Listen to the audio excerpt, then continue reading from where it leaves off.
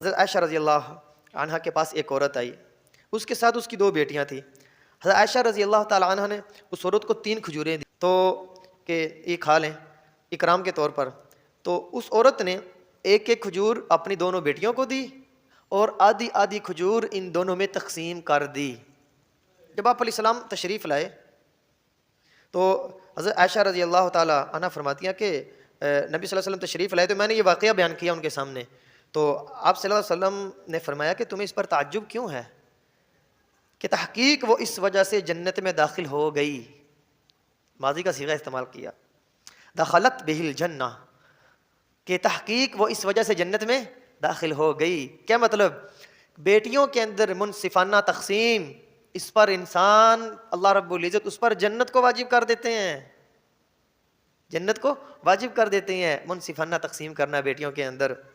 اور پیچھے کا حدیث گزر چکی کہ اس پر بھی جنت ہے کہ جو آدمی اپنے بیٹوں کو بیٹیوں پر ترجیح نہ دے۔ اور یہ کمزوری ہے، ہماری کمزوری ہے معاشرے کی، ہم بیٹوں کو بیٹیوں پر ترجیح دیتے ہیں۔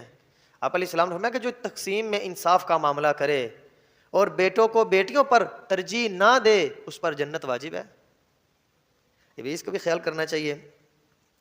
اچھا جی، اولاد میں برابری، بعض لوگ کیا کرتے ہیں، ایک بیٹے کو یہ دے دیا ایک کو یہ دے دیا۔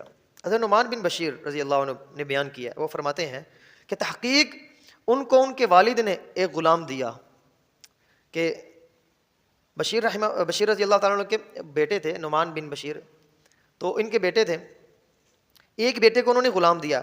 چنانچہ نبی صلی اللہ علیہ وسلم نے ان سے پوچھا کہ یہ غلام کیا ہے، یہ کہاں سے آیا تیرے پاس، یہ کس نے دیا ہے؟ مطلب آدمی جانتا ہے دوسرے کے حالات جب پاس رہتا ہو۔ تو انہوں نے عرض کیا کہ میرے والد نے مجھے دیا ہے۔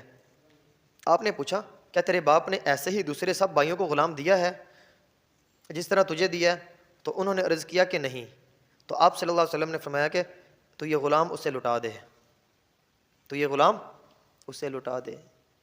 اس لیے اولاد کے اندر برابری کرنا، اولاد کے اندر برابری کرنا یہ بھی ہمارے اوپر فرض ہے، واجب ہے، کہ کوئی چیز دے رہے ہیں کسی کو بلکہ نہیں تقسیم سب کو کر کے دیں، ایک کو نہ دیں۔ اس لیے اولاد کے درمیان عدل و انصاف۔ حضرت نعمان بن بشیر رضی اللہ عنہ نے خطبہ دیتے ہوئے فرمایا کہ حضور صلی اللہ علیہ وسلم کا ارشاد ہے کہ اپنے بیٹوں کے درمیان عدل کرو، اپنے بیٹوں کے درمیان عدل و انصاف کرو۔ اس لیے اولاد کے اندر عدل و انصاف سے کام لینا یہ بڑا ضروری ہے، اس کا ہمیں خیال کرنا چاہیے۔